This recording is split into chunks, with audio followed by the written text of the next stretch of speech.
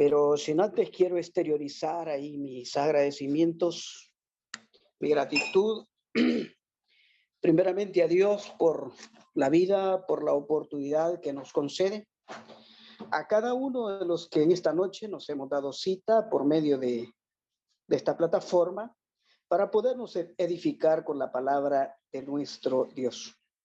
Así es que gracias a cada uno de los que están conectados a esta hora. Aprecio mucho eso y esta es la voluntad de Dios. A Dios le agrada que siempre estemos pensando en su voluntad, en lo que a Él le agrada y es siempre edificarnos a través de su palabra. Bueno, como creo que todos podemos ver ahí el tema en que vamos a razonar en esta tarde, un tema básico pero muy fundamental en las Escrituras, especialmente para cada uno de aquellos que formamos parte de la Iglesia de Cristo, que hemos sido bautizados para el perdón de nuestros pecados y ahora somos parte de esa Iglesia gloriosa que Cristo compró con su sangre. Razones por qué es importante la Iglesia que Cristo edificó. Hay muchas razones que se pueden exponer por la palabra de Dios y ver así la importancia que tiene la Iglesia. Pero en esta noche me voy a limitar a algunas pocas razones a las que yo considero que son fundamentales e importantes para cada uno de nosotros los cristianos. Primeramente, permítanme decir que amar, valorar y respetar la Iglesia del Señor es una responsabilidad de todos y cada uno de aquellos que formamos parte de esa Iglesia gloriosa.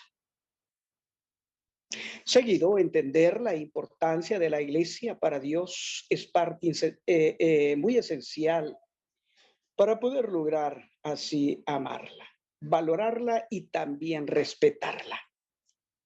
Muchos hermanos han logrado realmente comprender lo importante que es la Iglesia para Cristo y lo vital que es para nuestra salvación, para agradar a Dios y para seguir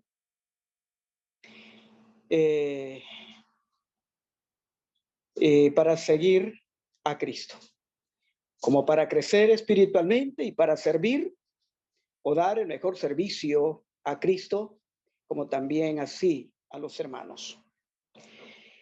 Tristemente digo esto, pero lamentablemente muchos cristianos, al igual que el mundo denominacional, no le dan el valor necesario a la Iglesia, no la respetan.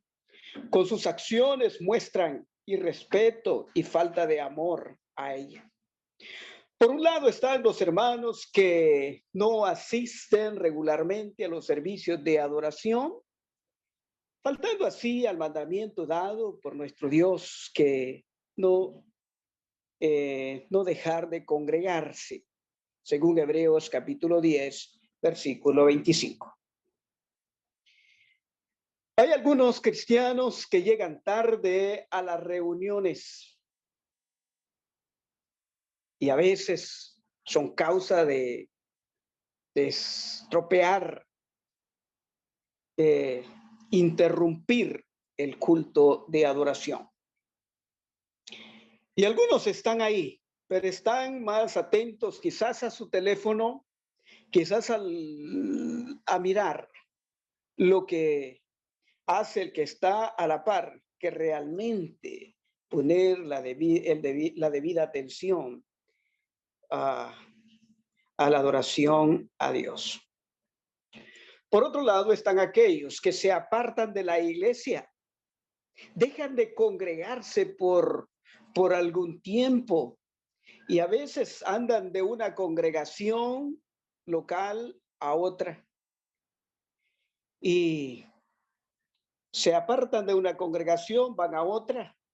No son quienes de informar a sus hermanos que ellos van a ser miembros de otra congregación o van a estar en otra congregación hermana.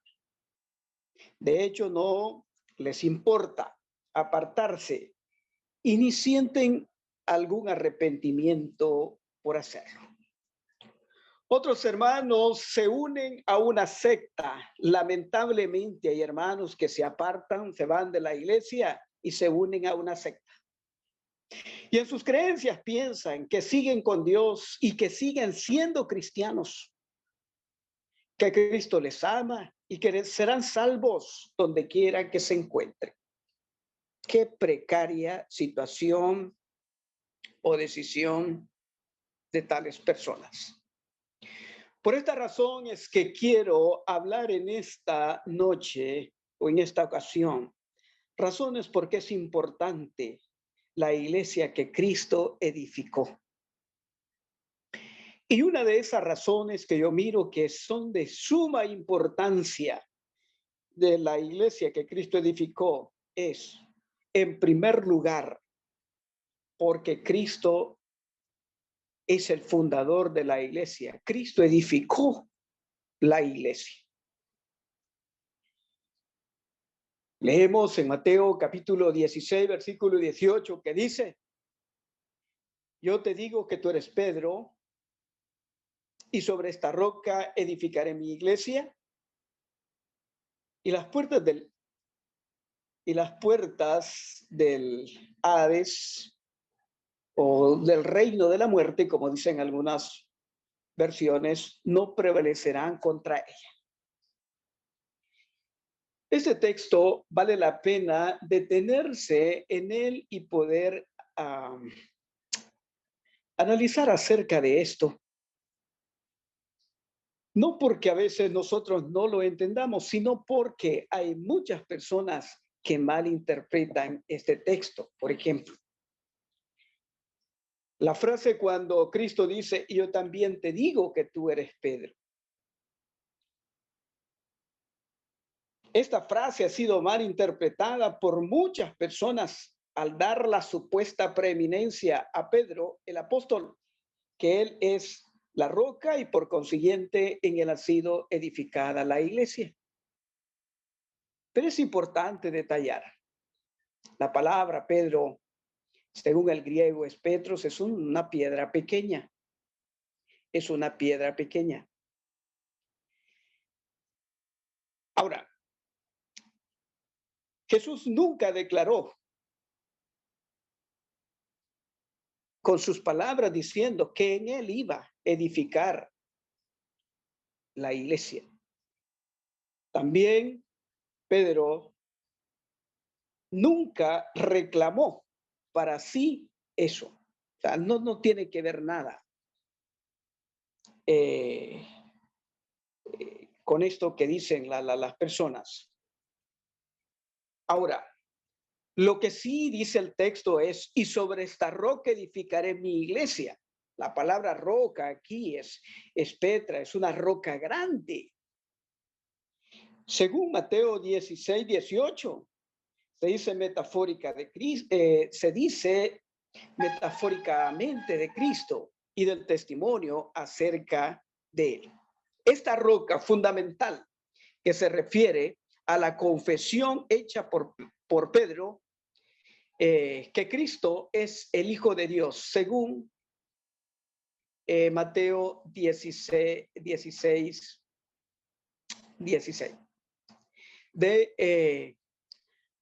Pero dice más el texto: edificaré mi iglesia. La palabra iglesia se traduce del vocablo griego. Muchos sabemos esto, que quiere decir eclesía. Fuera de eclesía, un llamamiento o llamar. Entonces, Mateo 16, 18, como en otros textos, se refiere a la iglesia universal compuesta por todos los salvos. No negando también que la iglesia también en muchos pasajes de la Biblia se refiere a en aspectos de localía, en aspectos locales.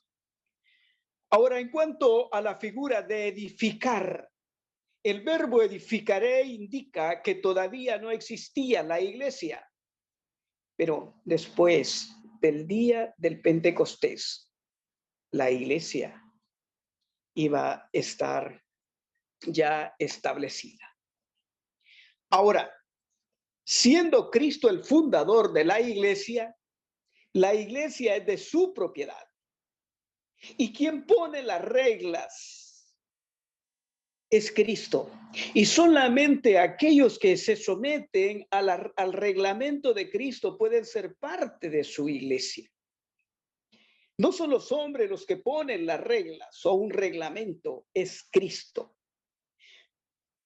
Porque la iglesia es de Él. Y Él pagó un alto precio por ella y dio su vida y derramó su sangre. Dice, según Hechos capítulo 20, versículo 28. Sí, eso dice ahí. Entonces Cristo pagó un alto precio por la iglesia. Cuando hablamos de que Él ganó, no significa como que Él ganó la iglesia, como en un juego, como en como un premio. No, su significado es que Cristo adquirió para sí mismo la iglesia. Como podemos ver, como se puede ver en ese texto, dice que Cristo pagó un alto precio para adquirir, para comprar, para ganar su iglesia. Dio su vida como el peor criminal y derramó su sangre preciosa. Este fue el precio que Cristo pagó por la iglesia para que Dios pudiera aceptar en ella a todos los que se limpian en la sangre de Cristo a través del bautismo. Siendo Cristo el fundador de la iglesia, Él tiene toda la autoridad en la iglesia. No es un hombre, es Cristo quien tiene la autoridad en la iglesia. Vamos a leer Colosenses 1:18, dice, y Él es la cabeza del cuerpo, que es la iglesia, el que es el principio, el primogénito de todos los muertos, para que en todo tenga la preeminencia. Lo que quiero decir de este texto es que Él es la cabeza del cuerpo, que es la iglesia. La palabra cabeza en la Biblia significa autoridad y dominio. La iglesia es un organismo espiritual por el cual Dios obra y lleva a cabo su propósito en el mundo. La iglesia es el cuerpo de Cristo y ella recibe dirección de la cabeza, que es Cristo, y obedece sus instrucciones. La iglesia no manda, sino que recibe y obedece los mandamientos de su cabeza, que es Cristo, porque Él tiene la autoridad. Y esta verdad es tan sencilla que muchos no le dan importancia, pero déjenme decirles que por esto condena a todos aquellos grupos sectarios y denominacionales, sus famosos concilios y convenciones que establecidos por religiosos para hacer leyes y establecer prácticas ordenadas por los hombres en sus iglesias. Así es de que la iglesia es importante, la iglesia que Cristo edificó, porque Él la edificó, no la edificó un hombre. Y quiero decir con mucha fuerza esto, aunque podríamos investigar cómo el hombre muchos hombres inventaron la secta religiosa, las denominaciones, pero esto es lo que tiene fuerza. Saber y creer por la palabra de Dios que Cristo es el que edificó la iglesia. Él es el fundador de la iglesia y la iglesia es de él. Y si Cristo es importante, la iglesia también es importante. Segunda razón. Otra razón por la cual la iglesia es importante es porque es el lugar donde están los salvos por Cristo. Los salvos por Cristo. Mirando en las Escrituras, así en el Antiguo Testamento, podemos mirar cómo Dios siempre ha designado lugares específicos para la salvación de las personas, donde están a salvo las personas. Y yo creo que muchos hemos leído el Antiguo Testamento, como el caso o el ejemplo en el diluvio, según Génesis 7:23, cuando Dios destruyó el mundo con un diluvio global. Los únicos que se salvaron estuvieron dentro del arca de Noé, que construyó Noé. Esa arca era como un antitipo o tenía un representativo. La iglesia de Cristo en el Nuevo Testamento, ya hablando espiritualmente.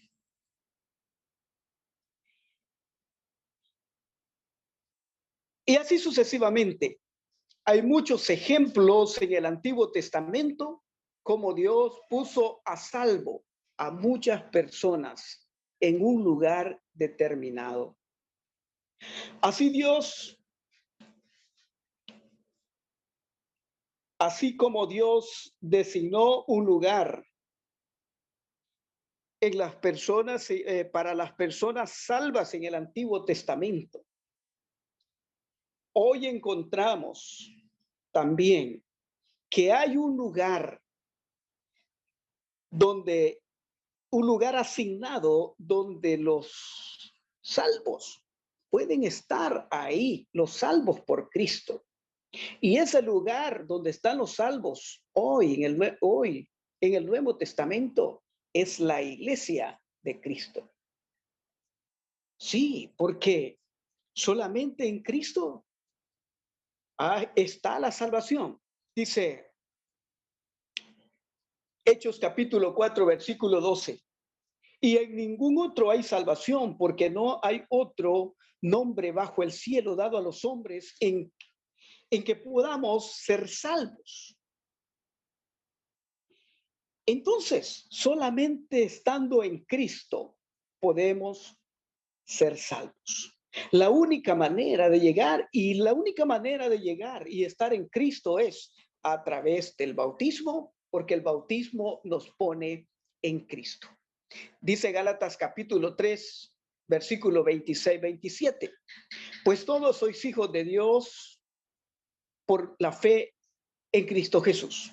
Porque todos los que habéis sido bautizados en Cristo, de Cristo estáis revestidos. Los que han sido bautizados en Cristo. El bautismo nos pone en Cristo y cuando nos bautizamos estamos en Cristo. Y estar en Cristo es estar en la iglesia. Y estar en la iglesia es estar libre de condenación. Dice la palabra de Dios en Romanos 8:1. Ahora pues ninguna condenación hay para los que están en Cristo Jesús. Los que no andan conforme a la carne, sino conforme al Espíritu, dice la palabra de Dios. Como podemos ver, no hay ninguna condenación para los que están en Cristo. No hay ninguna condenación. ¿Por qué? Porque Cristo ha añadido o añade a los salvos a su iglesia. Dice Hechos capítulo 2, verso 47. Y el Señor añadía cada día a la iglesia los que habían de ser salvos. Entendemos entonces que la iglesia es donde Dios pone a todos los salvos.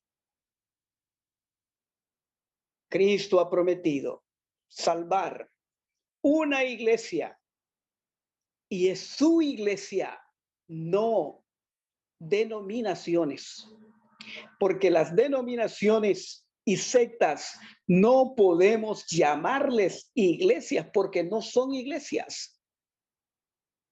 Y Cristo ha prometido salvar su iglesia, por la que Él derramó su sangre, por la que Él murió, por la que Él compró con su sangre, la que es su cuerpo. Entonces, Cristo es el Salvador de una iglesia. Eso es lo que dice la palabra de Dios. En Efesios 5, en Efesios 5:23. La iglesia es el cuerpo de Cristo. Cristo es su Salvador. Es importante aprender que Cristo y no la iglesia es el Salvador. No ingresamos en la iglesia para ser salvos, sino Cristo nos salva y nos añade a su iglesia. Tenemos que estar en la iglesia de Cristo para ser salvos, para tener esperanzas de la salvación, porque estar en la iglesia es estar en Cristo, y la iglesia y Cristo siempre están unidos. Es por eso que siempre debemos de ser obedientes a Cristo, para así conservar o mantener nuestra salvación.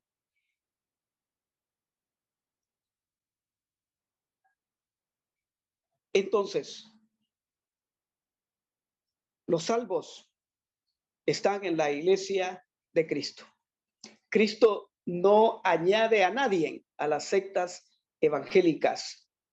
Y es por eso de que en las sectas evangélicas no hay salvación. La salvación es únicamente está en Cristo, y estando en Cristo estamos en la iglesia y allí estamos a salvos. Parte 3. Otra razón que considero muy esencial, muy importante, por qué la iglesia es importante para el Señor, para Cristo. Y debe de ser para nosotros, porque su adoración es conforme al Nuevo Testamento. Cuando hablamos de adorar, significa honrar, glorificar y reverenciar. Nosotros debemos honrar a Cristo, debemos reverenciar a Dios, debemos de glorificar a nuestro Dios. Y una forma de hacerlo es a través de la adoración. La adoración a Dios ha sido y sigue siendo un elemento muy importante desde su inicio. El término adoración no es estático, sino de acción. La verdadera adoración en la Biblia tiene sus cualidades y elementos indispensables.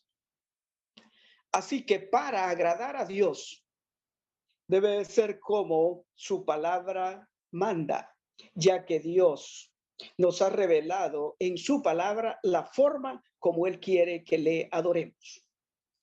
Hay una marca distintiva que identifica la iglesia que Cristo edificó, y es la adoración de acuerdo al Nuevo Testamento.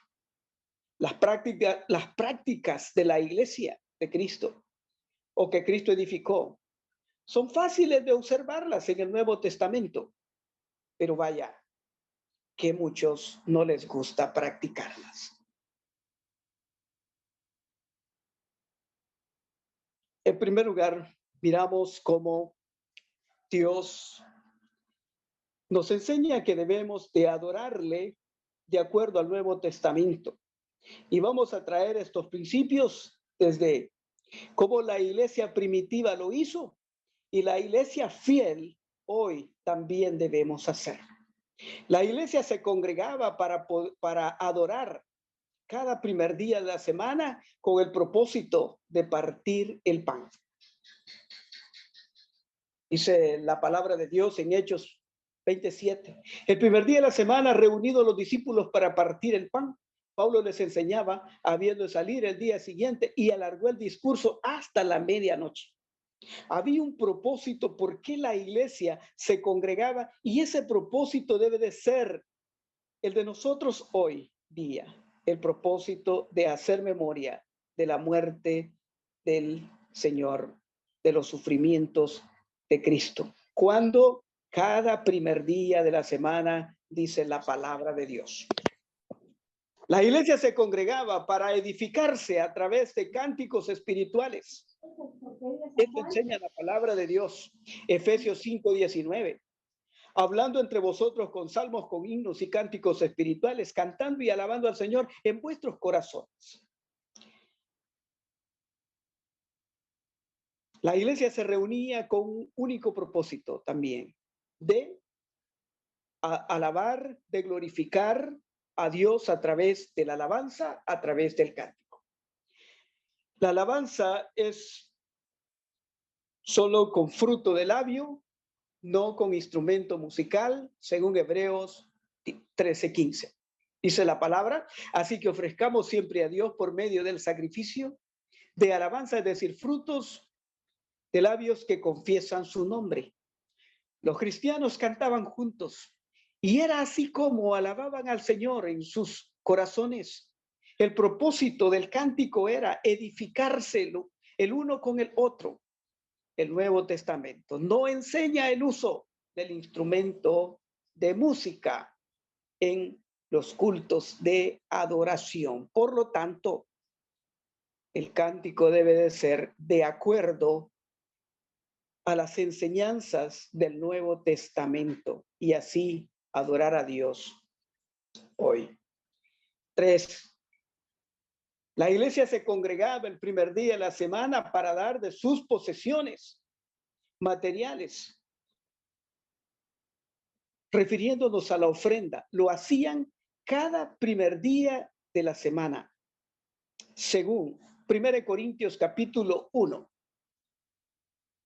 Capítulo 16, perdón, versículo 1 y 2. Cada primer día de la semana la iglesia se congregaba para ofrendar, para cumplir el mandamiento de la ofrenda, según había prosperado. Así debemos de hacerlo hoy día. Debemos congregarnos siempre para poder así cumplir con este mandamiento, porque el mandamiento de la ofrenda, el primer día de la semana, también es un acto de adoración de acuerdo al Nuevo Testamento. La iglesia se congregaba también para estudiar la palabra de Dios juntos. La palabra que fue revelada a los apóstoles. Dice Hechos capítulo 2, verso 42. Perseveraban en la doctrina de los apóstoles, en la comunión unos con los otros, en el partimiento del pan y en las oraciones. Ahora, en los cultos de adoración, cuando se diserta con la palabra de Dios, solo los hermanos fieles en la iglesia deben de dirigir en el culto, ya que Dios le ha dado el derecho a la mujer que hable en la congregación. Pablo dice en 1 Corintios 14, 34 y 35. Vuestras mujeres callen en las congregaciones porque no les es permitido hablar, sino que estén sujetas, como también la ley lo dice. Y si quieren aprender algo, pregunten en casa a sus maridos, porque es indecoroso que una mujer hable en la congregación. Entonces, son los hermanos fieles los que deben de llevar el mensaje de la palabra de Dios en el culto. Claro, aquí en Centroamérica no contamos con ancianos, pero sí hay hermanos fieles y los varones principales en la congregación, ellos son los encargados de fungir con este privilegio de maestro para enseñar la palabra de Dios en los cultos. La iglesia también se congregaba para, para orar juntos. El propósito de orar como iglesia es tener comunión los unos con los otros y conservar así la unidad.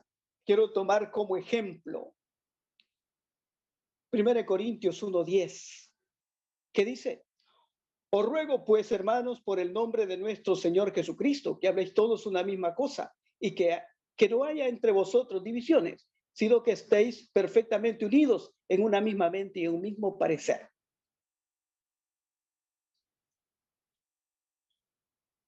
Dios desea que todo se haga decentemente y con orden, según 1 Corintios 14:40. Entonces la iglesia debe de aprender el buen orden en cada acto de adoración. Y si es en el, en el acto de adoración, en cuanto a orar, también debe de haber un buen orden a la hora de, de orar. Insistimos que son los varones principales en la congregación quienes deben de dirigir las oraciones, los hermanos fieles, y nunca una mujer. Y el propósito es tener la comunión los unos con los otros. Porque son los hombres fieles los que deben de orar en todo lugar, dice 1 de Timoteo 2:8. Quiero pues que los hombres oren en todo lugar, levantando manos santas, sin ira y contienda. Podemos decir nuevamente que en la congregación son los hombres los que deben de dirigir las oraciones,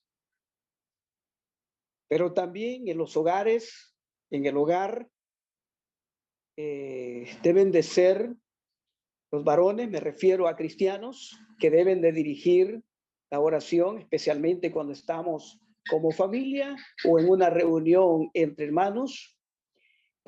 Son los hombres los que deben de dirigir, no así una mujer, aunque sea una reunión privada. Son los hombres los que deben de dirigir las oraciones.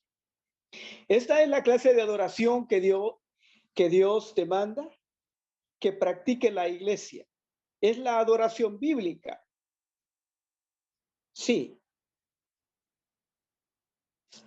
Aunque esta adoración para muchos es una adoración no atractiva, y esto ha llevado a muchas personas a cambiar el modelo bíblico y poner en su lugar el humano, quitando el mandamiento de Dios y poniendo el suyo, poniendo el del hombre.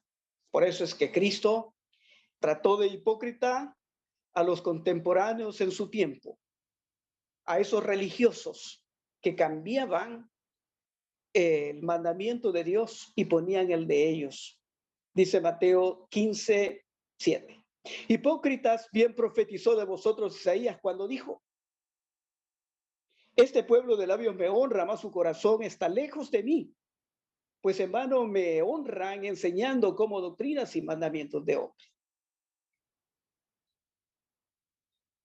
Nada nuevo. En los tiempos de Jesús, habían personas que no valoraban la adoración bíblica, la adoración a Dios. Así hoy día. Muchos dicen ser iglesia del Señor, pero otra y completamente distinta es la forma como ellos muestran o presentan la adoración a Dios.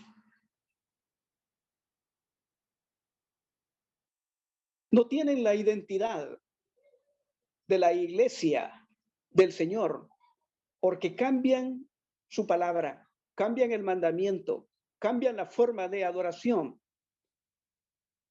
quitan la de Dios y ponen la de ellos.